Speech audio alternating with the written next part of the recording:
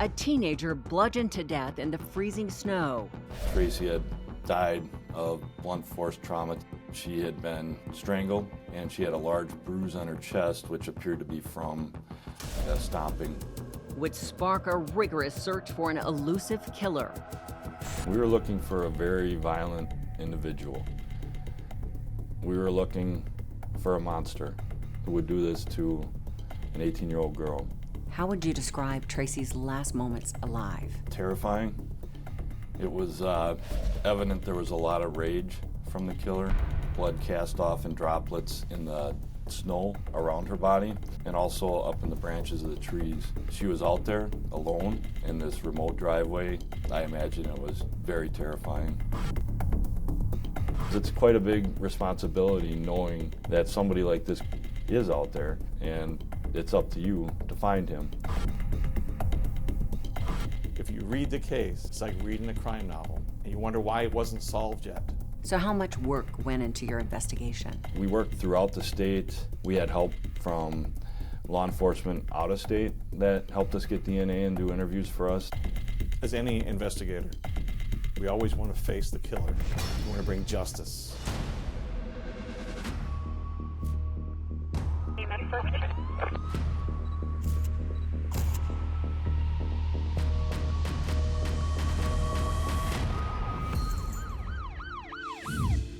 Hi, I'm Nancy O'Dell.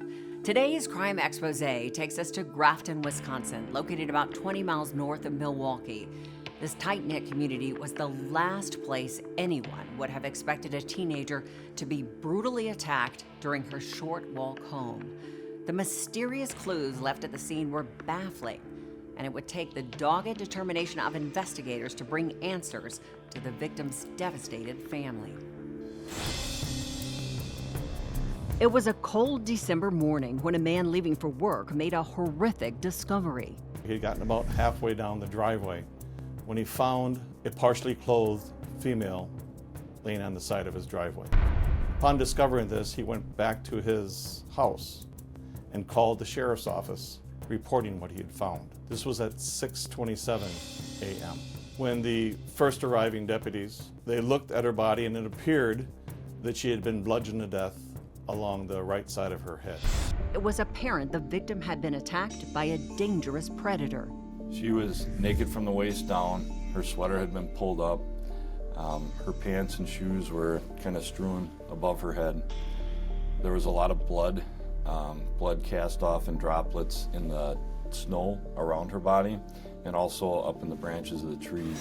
It was clear to the deputies and detectives first arriving on the scene that she had died a horrible death. More clues were discovered next to her body.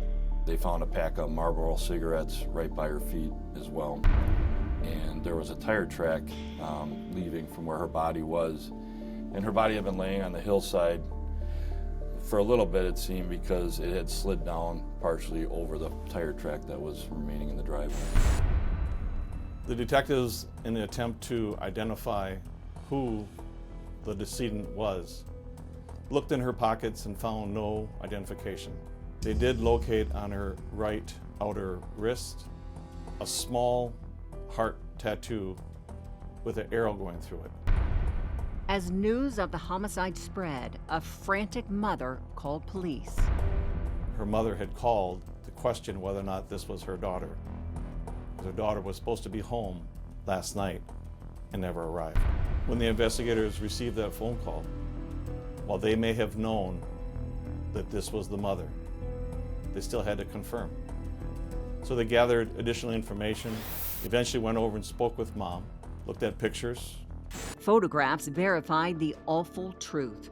The victim was her daughter, 18-year-old Tracy Hammerberg. These are always the toughest times when you have to tell a parent that their child was murdered. It became even more tragic when the medical examiner released his report. Tracy had died of blunt force trauma to the side of her head caused by some sort of metallic object.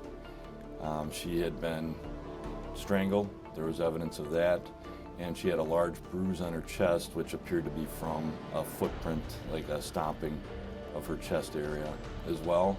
The autopsy also revealed that Tracy had been violently sexually assaulted. The biological evidence left by the cold-blooded killer was submitted into evidence. We had DNA of the suspect, not only on her body, but under her fingernails, which evidenced that she fought back. How would you describe Tracy's last moments alive? Terrifying. It was evident there was a lot of rage from the killer, almost like overkill. Because of the blood found around where her body was, they determined that she was killed right at that area. She was out there alone in this remote driveway on a cold December night in Wisconsin. I imagine it was very terrifying. Detectives fanned out and found a witness. So at about 5:45 a.m., a hunter was getting up to retrieve his hunting gear, and this hunter lived right at the beginning of the driveway where Tracy was found. And as he was going to the clothesline to get his hunting gear, he heard a car coming up the driveway, and he described it as a dark-colored sedan that was driving pretty fast up the gravel driveway with its lights off. And the car peeled out. Moments later, another neighbor saw the same car turning on its headlights as it raced down the road. Another hunter that was in the woods northwest of the crime scene also observed this same car speed down the road going northbound on Maple Road and then headed west on Cedar Sauk Road. He heard tires squealing first, then he looked up and observed the dark vehicle. All the clues pointed police towards one ominous conclusion. Tracy's murder had been a crime of passion. As detectives launched their investigation, they were determined to bring justice to Tracy Hammerberg's heartbroken family. The outgoing teenager was known throughout the tight-knit community for her warm smile and kind heart. She was very well liked and just a good person, as everybody we talked to described her. She was, in my eyes, just a typical 18-year-old, on the verge of life, trying to find herself. But her life had been cut tragically short in a rage-fueled attack. The community needed to know who Tracy's killer was. Red flags were raised when detectives discovered Tracy had a boyfriend. She had just recently entered into a serious relationship. Detectives interviewed Tracy's friends to learn more about the relationship. Investigators wondered if an explosive argument had somehow turned deadly. So where was Tracy's boyfriend at the time of her murder? Her boyfriend had moved out to North Dakota a week prior to her homicide. He was in the National Guard, and he was starting to set up a home for them. Tracy was excited about joining him. They were able to clear him through blood type, as well as the distance that he was from Port Washington and Grafton at the time of the homicide. He had been out of state the entire time. With Tracy's boyfriend crossed off their list, police were focused on piecing together a timeline of her last known steps. They found that Tracy had been babysitting for a friend that evening earlier, and that she, from there, had walked down to a convenience store where she met up her friends around 9:45 p.m. and drove with them to Port Washington, which is about 3.5 miles. Tracy had attended a party at her friend Scott's house. This house had a lot of traffic in and out of it with family and friends. So we really focused on the house and who would have been there and who would have been interacting with Tracy. But no one seemed to know exactly what had happened to Tracy. The timeline really froze up and became unclear once she got in that house. There were different accounts of who was there, what people were doing, even where they were in the house, and ultimately when and how Tracy left the house. It was all unknown. Tracy's friend Scott told police he believed she had left around midnight and had most likely walked home. Despite all their efforts, police couldn't pinpoint the moment she had crossed paths with her killer. It was challenging. That was our obstacle that we were stuck on. The investigation began to stall, but when Detective Jim Johnson became sheriff, he vowed to bring Tracy's family the answers they so desperately needed. He had attended the same high school as Tracy and was convinced he could find the key to cracking the case. I knew many of the people that were involved in the case, and I believed that my inside knowledge might be helpful in bringing this case to a successful conclusion. Detectives re-interviewed Tracy's friend Scott, and red flags were raised by the inconsistencies in his story. When the investigators looked at Scott's statements, they changed.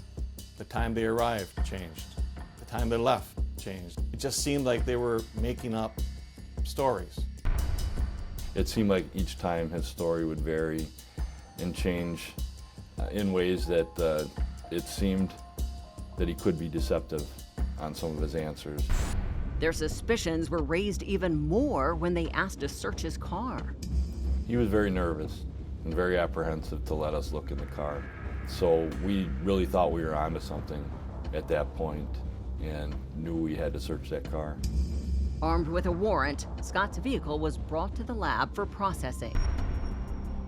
And when the lab examined Scott's car, were they able to find any evidence? But one thing they did find was a blood spot on the back seat. So when you learned that blood had been located in his car, what went through your mind? When we found that blood stain in the back of Scott's car, we thought that maybe that's where Tracy had met her fate. But when the lab returned with their results, it was a major setback.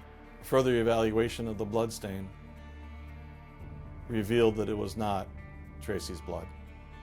Ultimately, Scott's DNA did not match the evidence in the case. We knew it wasn't his DNA that was found on Tracy. Turned out to be a dead end for us. The investigation was once again back to square one. In this case, nothing came easy the whole time. But they remained relentless in their quest for justice. We were not discouraged. We kept moving forward. I was very determined to solve this case. And the ace that we had on that was we had DNA. Detectives remained intensely committed to using the DNA left behind by the killer to solve Tracy Hammerberg's murder. I knew my job was to find a match to that suspect DNA. So how much work went into your investigation? So I can't tell you how many houses, apartments, driveways, places of work, vehicles we've sat in to interview people that we thought were potentially a suspect. Tracy associated with a lot of different people. She had many different friend groups, and that made it challenging for us to try to track down all these different people. But we worked throughout the state. We had help from law enforcement out of state that helped us get DNA and do interviews for us that we couldn't travel to. But we put, I would say, thousands of hours into this, talking to people. They compared each suspect's DNA to the unknown profile in the case. We had tested over 400 people throughout the years of the investigation, and we had not gotten a match. That was frustrating. But the disappointments only intensified their resolve. I was very motivated. I knew this was my job. The ball was handed to me and my partners, and we had to advance it. We had to do something to find this monster. And when forensic genealogy emerged as a promising tool, they jumped at the opportunity to apply the new technique. As we heard about the emerging technology involved with forensic genetic genealogy, we became excited. We were ready to take care of business and get down to it and find who this person was. The team worked tirelessly to find the killer. It took weeks, months for us to narrow it down, working directly with the FBI forensic genealogy team in Los Angeles. Until they zeroed in on a name. Once we found out who that person was, it was the puzzle piece that fit without a doubt and made the whole picture clear on what had happened with Tracy. What was his name? His name was Phillip Cross. At the time of Tracy's murder, Phillip Cross would have been 21 years old. Detectives closely examined his background. Phillip Cross had a history of drug violations, and he had been incarcerated. And there was more. Phillip was described by many people of having a very hot temper where he could go off the handle. He was a true sociopath. His vehicle was also a match to the one seen by the hunter speeding away from the scene. So Phillip Cross drove a dark-colored sedan, which was very consistent with what the hunter had observed leaving the driveway with its lights off. Detectives created a detailed timeline of his whereabouts on the night of Tracy's murder. He got a job at a local factory in Grafton, and he worked second shift, getting off work at midnight. The evidence showed the road that Phillip Cross would have traveled to get home from work was the same one Tracy would have been walking on that night. So what do you think happened the night of Tracy's murder? That Phillip offered Tracy a ride. Tracy knew who Phillip was. They went to the same high school. He was charming. Most likely asked her if she wanted a ride. Detectives believe they had finally found Tracy Hammerberg's killer. We found that he had died of a drug overdose. So what'd you think when you found out he had died? It was frustrating that we were never able to bring him in. We were never able to question him. But at the same time, there was a huge sense of relief that we had finally solved this case. Tracy's family will be forever grateful to the investigators who never gave up. The whole case is really sad. It's sad what happened to Tracy. It's sad the ripple effect it caused to her family, to the community, to her friends. I was angry that we wouldn't be able to bring him in personally to justice, but at the same time, there was a huge sense of relief that we had finally solved this case. Community knows. The community is able to heal. Tracy's family knows what happened to Tracy. And we were able to give Tracy some bit of justice. After solving Tracy Hammerberg's case, detectives compared Phillip Cross's DNA to the evidence in other unsolved homicides. But so far, he has not been connected to another violent crime. And now it is time for today's Safety Spotlight. While teenagers may be eager for independence, it is crucial that they learn and practice personal safety. For example, it's important for teens to practice situational awareness. Today, we're all easily distracted by our phones or music. But in public, it is critical to stay alert and be on the lookout for anyone who makes you feel uncomfortable. Even if you're going a short distance, teens should avoid walking alone at night.